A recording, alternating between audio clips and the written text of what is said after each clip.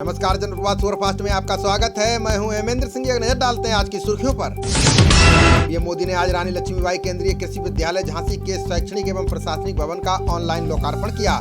इस दौरान प्रधानमंत्री मोदी ने कार्यक्रम में शामिल हुए लोगों को भी संबोधित किया। उन्होंने कहा कि झांसी भारत को आत्मनिर्भर बनाने में अहम भूमिका निभाएगा। पीएम ने कहा कि कृषि में आत्मनिर्भरता बढ़ाने से देश के किसानों को उद्यमी बनाया जा सकेगा।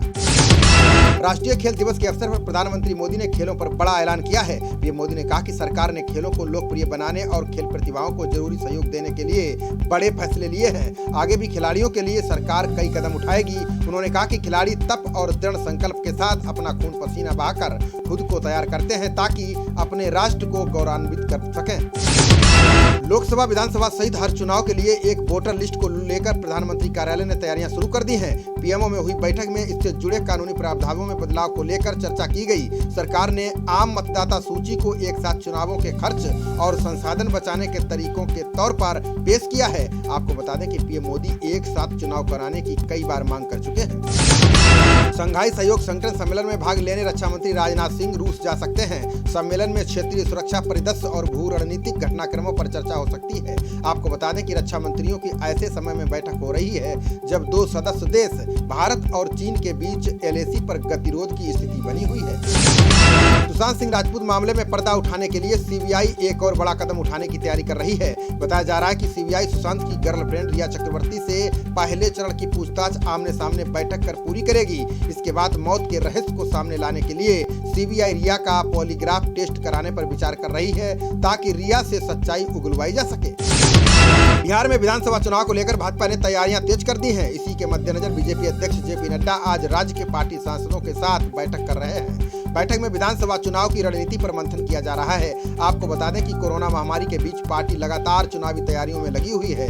ये पहला मौका होगा जब नड्डा सांसदों की प्रत्यक्ष मौजूदगी में बैठक करेंगे। कांग्रेस नेता और पूर्व केंद्रीय मंत्री पी चिदम्बरम ने जीएसटी के मुआवजे के मुद्दे पर राज्य सरकारों को सलाह दी है। उन्होंने कहा कि सीएसटी वापसी के मामले में केंद्र के दिए गए विकल्प को खारिज करना चाहिए। साथ ही अपने हिस्से की जीएसटी का पैसा केंद्र से ही देने की मांग जारी रखें। आपको बता दें कि वित्त मंत्री निर्मला सीतारमण ने कर्ज लेने का विकल्प दिया था। उत्तर प्रदेश में कोरोना का संक्रमण तेजी से बढ़ रहा है, जिसकी चपेट में मंत्री, विधायक समेत कई नेता भी आ रहे हैं। इसी क्रम में यूपी के औद्योगिक विकास मंत्री सतीश महाना भी कोरोना संक्रमित पाए गए हैं। इस बात की जानकारी खुद मंत्री ने ट्वीट कर दी है। उन्होंने कहा कि जो भी लोग पिछले कुछ दिनों से उनके संपर्क में आए हों, जांच करवा लें। बता दें कि उनके स्टाफ के 3 लोग भी संक्रमित पाए गए हैं। रूस के राष्ट्रपति पुतिन ने कोरोना के टीके स्पुतनिक वी की तारीफ करते हुए इसे पूरी तरह सुरक्षित और प्रभावी बताया है। उन्होंने कहा कि दुनिया के पहले कोरोना वैक्सीन को नियमों का सख्ती से पालन करते हुए मंजूर किया गया है। इस बीच ऐसी खबरें आ रही हैं कि स्पुतनिक वी के उत्पादन के लिए रूस और भारत के बीच बातचीत चल रही है। अटल टनल के उद्घाटन को लेकर पीएम मोदी के प्रस्तावित दौरे को देखते हुए सीएम जयराम ठाकुर ने सिस्सू हेलीपैड का निरीक्षण किया। इस मौके पर उन्होंने कहा कि अटल टनल रोहतांग शुरू होने से किसानों की आर्थिक स्थिति और मजबूत होगी। टनल शुरू होने से रोहतांग अब 12 महीने खुला रहेगा और इससे लाहौल को बड़ी राहत मिलेगी। इस दौरान मुख्यमंत्री ने यहाँ प्रस्तावित टूरिस्ट पार्क का भी जायजा लिया। अमेरिकी पुलिस ने कैलिफोर्निया विश्वविद्यालय में चीन के शोधकर्ता गुआन लेई को गिरफ्तार किया है, जिस पर शोध के दौरान कंप्यूटर हार्ड ड्राइव नष्ट करने का आरोप लगा है। बताया जा रहा है कि चीनी शोधकर्ता ने संवेदनशील सॉफ्टवेयर डेटा ट्रांसफर करने की कोशिश की थी। इसी के चलते हार्ड ड्राइव नष्ट हुई है। आपको बता दें कि गुआन लेई को अपने अपार्टमेंट के बाहर कूड़ेदान में हार्ड ड्राइव फेंकते हुए देखा गया था। पंजाब विधानसभा में एक दिवसीय मानसून सत्र में सीएम कैप्टन अमरिंदर सिंह ने केंद्र के खिलाफ कई अध्यादेश पेश किए हैं। साथ ही सीएम ने इन्हें एक ही दिन में पास भी करा लिया है। आपको बता दें कि विगत दिनों केंद्र ने कृषि अध्यादेश और ऊर्जा क्षेत्र में निजी निवेश बढ़ाने के लिए विधेयकों को मंजूरी प्रदान की थी, जिनका पंजाब सहित कई राज्य पहले से ही विरोध कर रहे हैं। भारत के पूर्व राष्ट्रपति प्रणब मुखर्जी की तबीयत में आज थोड़ा सुधार हुआ है। Army research and referral hospital के डॉक्टरों ने कहा है कि मुखर्जी अभी भी गहरे कोमा में है, लेकिन उनके गुर्दे पहले से बेहतर हालात में काम करने लगे हैं। उन्हें वेंटिलेटर सपोर्ट पर ही रखा गया है। आपको बता दें कि पूर्व राष्ट्रपति पिछले 18 दिनों से अस्पताल में भर्ती है। उत्तर प्रदेश सरकार ने 6 आईपीएस अफसरों का तबादला कर दिया है। इसमें पीवी रामा शास्त्री को सतर्कता अनुष्ठान का निदेशक और आनंद कुमार को डीजी नागरिक सुरक्षा का अतिरिक्त प्रभार दिया गया है। वहीं राजकुमार को डीजीपी साइबर क्राइम, इलामारन को एसीपी गौतम बुद्ध नगर बनाया गया है। गोपाल कृष्ण चौधरी को एसीपी लखनऊ, और मुश्ताक को ASP रेलवे आगरा बनाया गया है। अमेरिकी खबरों के हवाले से राहुल गांधी ने एक बार फिर बीजेपी पर हमला बोला है। राहुल गांधी ने दावा किया है कि बीजेपी और इंस्टेंट मैसेंजर सर्विस व्हाट्सएप का गठजोड़ है। उन्होंने कहा कि इसका खुलासा अमेरिकी मीडिया ने कर दिया है। राहुल ने कहा कि 40 करोड़ भारतीय व्हाट्सएप का इस्तेमाल करते हैं। व्हाट्सएप पर पेमेंट्स की भी शुरुआत करने जा रहा है, जिसके लिए केंद्र सरकार से मंजूरी लेना चाहता है। दिल्ली लखनऊ रेल मार्ग पर ग्रामीण की सूझबूझ से बड़ा हादसा टला है। कटघर थाना इलाके में पटरी टूटी देख एक ग्रामीण ने इसकी जानकारी रेलवे के अफसरों को दी, जिसके बाद अमृतसर से हावड़ा जा रही ट्रेन को रुकवाया गया। सीनियर DENC ने कहा कि जिस ग्रामीण ने ट्रेन रोकी है उससे पूछताछ की जाएगी और मामले की पूरी जांच की जाएगी। अमेरिका में राष्ट्रपति पद के चुनाव को लेकर घमासान तेज हो गया है। डोनाल्ड ट्रंप ने न्यू हैम्पशायर में एक चुनावी रैली को संबोधित किया। राष्ट्रपति ने अपने संबोधन में ठग और अराजकतावादी 2 बड़े खतरों से लोगों को आगाह किया है। आपको बता दें कि अमेरिका में राष्ट्रपति चुनाव में बेहद कम वक्त बचा है। इसको लेकर प्रचार के लिए ट्रंप का धुआंधार यात्रा कार्यक्रम तैयार है। यूपी के सीएम योगी ने हॉकी के जादूगर मेजर ध्यानचंद को उनकी 115वीं जयंती पर याद किया है। सीएम योगी ने नवोदित खिलाड़ियों से कहा है कि मेजर ध्यानचंद की कड़ी मेहनत, राष्ट्रभक्ति और अनुशासन से सीख लें। इस दौरान सीएम योगी ने नवोदित खिलाड़ियों को उनके उज्जवल भविष्य की शुभकामनाएं भी दी हैं। राजस्थान के मुख्यमंत्री अशोक गहलोत और राज्यसभा सांसद दिग्विजय सिंह ने JEE और नीट की परीक्षा स्थगित करने की मांग की है। सीएम गहलोत ने एक वीडियो जारी कर कहा है कि लाखों स्टूडेंट्स और उनके माता पिता स्वास्थ्य को लेकर चिंतित हैं। वहीं दिग्विजय सिंह ने कोरोना महामारी के कारण परीक्षाओं को 3 से 6 महीने के लिए स्थगित करने की मांग की है।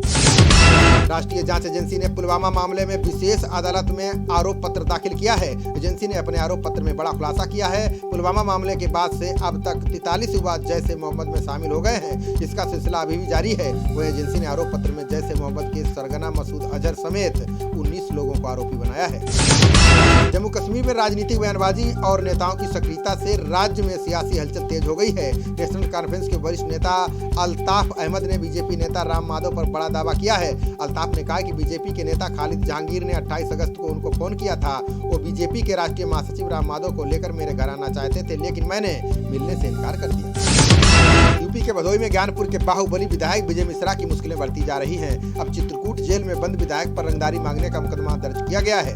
विंध्याचल में पूर्व सभासद और पुरोहित अवनीश मिश्रा ने विजय मिश्रा पर 15 लाख रुपए की रंगदारी मांगने का आरोप लगाया है। साथ ही पैसा नहीं देने पर अपहरण और हत्या की धमकी भी देने का हवाला दिया है। फिलहाल पुलिस मामले की जाँच में जुट गई है। मध्य प्रदेश के होशंगाबाद में बारिश और बाढ़ से हालात मुश्किल होते जा रहे हैं। बाढ़ की स्थिति इतनी बिगड़ गई है कि सेना और हेलीकॉप्टर बुलाया गया है। NDRF की 2 यूनिट भी मदद के लिए होशंगाबाद पहुंच रही हैं। मौसम विभाग ने अगले 48 घंटे में प्रदेश के अधिकांश जिलों में भारी बारिश का अलर्ट जारी किया है। बाढ़ को लेकर सीएम शिवराज चौहान ने अधिकारियों की आपात बैठक बुलाई है। पाकिस्तान ने आपत्तिजनक कंटेंट हटाने के लिए यूट्यूब को एक पत्र लिखा है। इसमें कहा गया है कि देश में यूट्यूब को कंटेंट प्रसारित करने के लिए दिशा निर्देशों का पालन करना होगा। कुछ संगठनों ने यूट्यूब के कई वीडियो को राष्ट्रीय सुरक्षा के लिए खतरा बताया है। वहीं कुछ संगठनों का कहना है कि कुछ वीडियो ऐसे हैं जो पाकिस्तान के एक इस्लामी राष्ट्र होने की छवि को नुकसान पहुंचा रहे हैं। राष्ट्रीय जांच एजेंसी ने माओवादी से तृणमूल कांग्रेस के नेता बने छत्रधर महतो से पूछताछ की है। छत्रधर महतो पिछले महीने ही माओवाद का रास्ता छोड़कर ममता बनर्जी की तृणमूल कांग्रेस में शामिल हुए थे। छत्रधर महतो पूर्व में people's committee against police atrocities के संयोजक रह चुके हैं। ये ऐसा राजनीतिक संगठन है जो कभी माओवाद प्रभावित जंगल महल के इलाकों में सक्रिय रहा है। कांग्रेस की युवा इकाई ने बेरोजगारी के मुद्दे पर केंद्र सरकार को घेरना शुरू कर दिया है। कांग्रेस के राष्ट्रीय प्रवक्ता पवन खेड़ा ने कहा है कि यूथ कांग्रेस ने सोशल मीडिया प्लेटफॉर्म पर रोजगार 2 अभियान की मुहिम शुरू की है। इसके तहत देश के बेरोजगार युवाओं को एक साथ लाने का काम किया जा रहा है ताकि केंद्र सरकार पर दबाव बने और युवाओं को रोजगार देने के लिए सरकार मजबूर हो।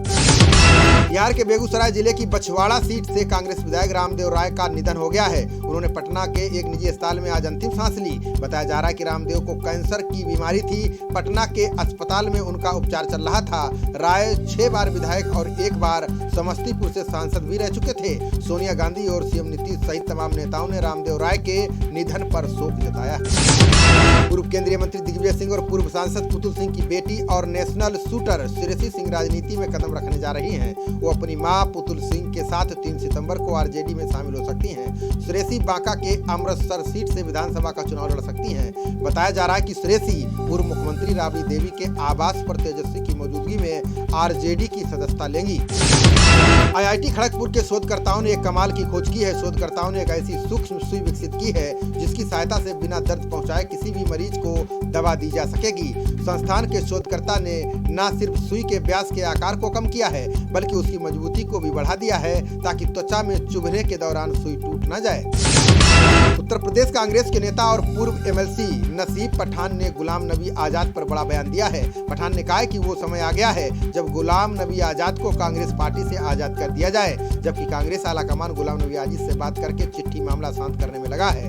अब चिट्ठी वाला सियासी ऊंट किस करवट बैठेगा ये तो आने वाला वक्त ही बताएगा। मुंबई हमले में पैसा लगाने वाले 3 दहशतगर्दों को पाकिस्तान की विशेष अदालत ने सजा सुनाई है। ये तीनों मास्टरमाइंड संगठन जमात उल दावा के बड़े पदाधिकारी हैं। आपको बता दें कि भारत और अमेरिका ने हमलों को लेकर आरोप लगाए थे। इसके बाद ग्लोबल वित्तीय निगरानी के लिए बनी फाइनेंशियल एक्शन टास्क फोर्स ने पाकिस्तान को आर्थिक मदद के लिए ब्लैक लिस्ट में डालने की चेतावनी दी थी। यूपी में उत्पीड़न किए जाने का आरोप लगाकर ग्राम प्रधान ने इस्लाम धर्म अपनाने की धमकी दी है। अलीगढ़ के चांदपुर गांव के प्रधान अशोक आजाद ने डीएम को पत्र लिखा है। प्रधान ने मानसिक उत्पीड़न के विरोध में परिवार सहित इस्लाम अपनाने की डीएम से अनुमति मांगी है। अशोक ने आरोप लगाया है कि हाथरस सांसद राजवीर की पत्नी रजनी प्रधानी का चुनाव हार गई थी, तभी से सांसद उनका उत्पीड़न कर रहे हैं। चीन की जिनपिंग सरकार ने वुहान में कोरोना वायरस से जुड़ी जानकारियां लीक होने के मामले में बड़ी कार्रवाई की है। वुहान सेंट्रल हॉस्पिटल की चीफ चाई ली को तत्काल प्रभाव से निलंबित कर दिया गया है। वहीं इसके साथ ही चाई ली को पार्टी से भी निकाल दिया गया है। आपको बता दें कि चीन का ये वही अस्पताल है जिसने सबसे पहले कोरोना संक्रमण के मरीज की जानकारी पूरी दुनिया को देने का काम किया था। सोनिया गांधी ने एक बार फिर मोदी सरकार पर हमला बोला है। सोनिया ने कहा कि कुछ ताकतें देश के लोगों को लड़ाना चाहती हैं, लोगों में नफरत का जहर घोलना चाहती हैं। देश में अभिव्यक्ति का अधिकार खतरे में है। उन्होंने सरकार पर आरोप लगाते हुए कहा कि वे चाहते हैं कि दलित, आदिवासी, महिला और युवा अपना मुंह बंद रखें। सोनिया ने कहा कि महात्मा गांधी ने सोचा भी नहीं होगा कि 75 साल बाद देश का ऐसा हाल हो जाएगा।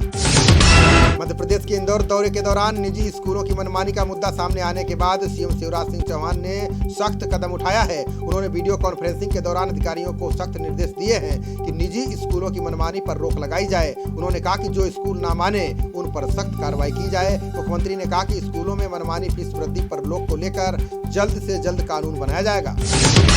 जम्मू कश्मीर के पुलवामा जिले में सुरक्षा बलों को बड़ी कामयाबी मिली है। सर्च ऑपरेशन के दौरान जवानों ने जैश ए मोहम्मद के एक ठिकाने का भांडाफोड़ किया है। अवंतीपोरा इलाके में ताकिया गुलबाग तराल क्षेत्र में प्रतिबंधित संगठन के दहशतगर्दों की मौजूदगी की सूचना के बाद यहां तलाशी अभियान शुरू किया गया है। इस दौरान जैश के एक ठिकाने का पता चला जिसे बाद में नष्ट कर दिया गया। देश में one nation one ration card योजना के तहत जल्द ही लाखों लोगों को पोर्टेबिलिटी सुविधा का लाभ मिलने जा रहा है। अब जल्द ही राशन कार्ड धारक पूरे देश में किसी भी राज्य में राशन खरीद सकेंगे। राज्य सरकार अब मार्च 2021 से भी आगे तक राशन कार्ड पोर्टेबिलिटी को लागू करने की तैयारी कर रही है। सार्वजनिक वितरण प्रणाली के सुधार पर समिति की बैठक में चर्चा की गई। आरजेडी नेता तेजस्वी यादव ने बिहार की बाढ़ और कोरोना के बहाने मुख्यमंत्री नीतीश कुमार पर जमकर हमला बोला है। उन्होंने कहा कि बिहार पिछले 15 वर्षों से तरक्की की जगह बर्बादी की ओर बढ़ता जा रहा है। आज बाढ़ जैसी विभीषिका अगर तबाही मचाती है तो उसके जिम्मेदार सिर्फ और सिर्फ नीतीश कुमार हैं। उन्होंने कहा कि मानसून हर हाल में समय पर आता है। जम्मू कश्मीर के सांबा सेक्टर में भारत और पाकिस्तान बॉर्डर के समीप एक सुरंग मिली है। ये सुरंग 20 फीट लंबी है और 3 से 4 फीट चौड़ी है। बीएसएफ के आईजी एनएस जम्बाल ने बताया कि इसे पाकिस्तान रेंजर्स की इजाजत के बिना नहीं बनाया जा सकता है।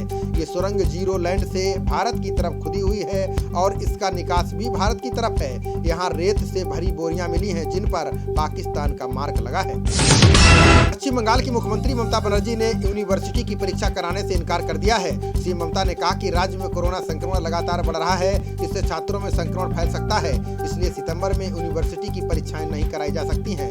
सीएम ने कहा कि राज्य में कोरोना संक्रमण से बीते 24 घंटे में 56 लोगों ने दम तोड़ा है।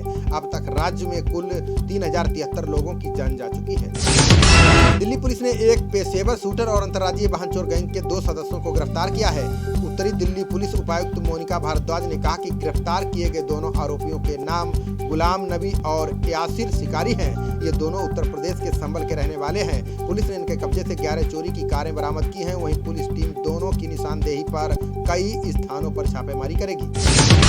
राजस्व खुफिया निदेशालय ने नई दिल्ली रेलवे स्टेशन से भारी मात्रा में तस्करी से जुड़ा सोना बरामद किया है। इसके साथ ही सोने की तस्करी के आरोप में 8 लोगों को गिरफ्तार किया गया है। निदेशालय ने कहा कि इस खेप में विदेश से तस्करी किए गए सोने के 504 बिस्किट मिले हैं, जिनकी बाजार में कीमत करोड़ों रुपए बताई जा रही है। खुफिया निदेशालय ने कहा कि इन तस्करों के पीछे कौन सा गैंग काम कर रहा है, इसकी जांच की जा रही है। लखनऊ यूनिवर्सिटी ने यूजी और पीजी की फाइनल ईयर की परीक्षाओं की तिथियों को रद्द करने का ऐलान किया है। परीक्षा नियंत्रक डॉक्टर एम सक्सेना ने बताया कि स्नातक और परास्नातक के अंतिम वर्ष की परीक्षाएं 7 सितंबर से शुरू होनी थी। इसका परीक्षा कार्यक्रम भी जारी किया गया था, लेकिन कोरोना के बढ़ते मामलों के चलते इसे बदल दिया गया है। अब इन परीक्षाओं के सितंबर की जगह अक्टूबर में होने की संभावना है। भाजपा नेता रामेश्वर चौरसिया ने बिहार विधानसभा चुनाव को लेकर बड़ा दावा किया है। उन्होंने कहा कि जल्द ही एनडीए में नए घटक दल शामिल हो सकते हैं। जीतन राम मांझी को लेकर उन्होंने कहा कि राजनीति में कुछ भी संभव है। उन्होंने कहा कि ये समय एनडीए का है, ऐसे में ज्यादातर लोगों का रुझान भी एनडीए की तरफ ही है। कोरोना को भगाने के लिए भाजपा के पूर्व विधायक ने बड़ा संकल्प लिया है। सासाराम के पूर्व विधायक रह चुके 65 वर्षीय जवाहर प्रसाद पिछले 6 महीने से जूता चप्पल नहीं पहन रहे हैं। उन्होंने कहा कि जब तक कोरोना का संक्रमण हिंदुस्तान से खत्म नहीं हो जाता, वो अपने पाँव में जूता चप्पल नहीं पहनेंगे। खेल दिवस के मौके पर राष्ट्रपति रामनाथ कोविंद ने खिलाड़ियों को राजीव गांधी खेल रत्न, अर्जुन, द्रोणाचार्य और ध्यानचंद अवार्ड से सम्मानित किया। इस साल 74 खिलाड़ियों को राष्ट्रीय पुरस्कार के लिए चुना गया है, जिसमें 5 को खेल रत्न और 27 को अर्जुन पुरस्कार से नवाजा गया। इनमें से 60 खिलाड़ियों ने भारतीय खेल प्राधिकरण के 11 केंद्रों से वर्चुअल समारोह में हिस्सा लिया। केंद्रीय खेल मंत्री किरण रिजिजू ने राष्ट्रीय खेल पुरस्कारों की इनामी राशि बढ़ाने की घोषणा की है। रिजिजू ने कहा कि राजीव गांधी खेल रत्न की पुरस्कार राशि को 7.5 लाख से बढ़ाकर 25 लाख, अर्जुन और द्रोणाचार्य पुरस्कार की इनामी राशि 5 लाख से बढ़ाकर 15 लाख और ध्यानचंद पुरस्कार विजेताओं की राशि 5 लाख से बढ़ाकर 10 लाख रुपए कर दी गई है। भारतीय टीम के पूर्व क्रिकेटर और सांसद गौतम गंभीर ने हॉकी के जादूगर मेजर ध्यानचंद को भारत रत्न से सम्मानित करने की मांग की है। उन्होंने ध्यानचंद की प्रशंसा करते हुए कहा कि इनसे बड़ा खिलाड़ी ना तो पैदा हुआ है और ना ही होगा। गंभीर ने कहा कि ध्यानचंद उस समय इतने गोल्ड लाए जब खेल इतना पॉपुलर नहीं था। भारत के ऑस्ट्रेलिया दौरे पर विराट कोहली के नहीं खेलने की खबरों से ऑस्ट्रेलिया परेशान है। भारतीय कप्तान ने हाल ही में जनवरी में पिता बनने की बात कही थी, जिसके बाद मीडिया में खबर आने लगी कि कोहली इस साल के आखिर में ऑस्ट्रेलिया दौरे पर नहीं जा सकेंगे। आपको बता दें कि भारतीय टीम दिसंबर-जनवरी में ऑस्ट्रेलिया दौरे पर 4 टेस्ट और 3 वनडे की सीरीज खेलेगी। आईपीएल 2020 की तैयारियों में व्यस्त चेन्नई सुपर किंग्स को बड़ा झटका लगा है। टीम के मिडल ऑर्डर बल्लेबाज सुरेश रैना यूएई से भारत लौट आए हैं। सीएसके ने कहा कि रैना व्यक्तिगत कारणों से लौटे हैं, जबकि रैना ने इस बारे में कोई जानकारी नहीं दी है। अब रैना इस साल इंडियन प्रीमियर लीग में नहीं खेल सकेंगे। माना जा रहा है कि रैना जल्द ही कोई बयान जारी कर सकते हैं। खबरों का सिलसिला जारी रहेगा, देखते रहिए जनप्रवाद। नमस्कार।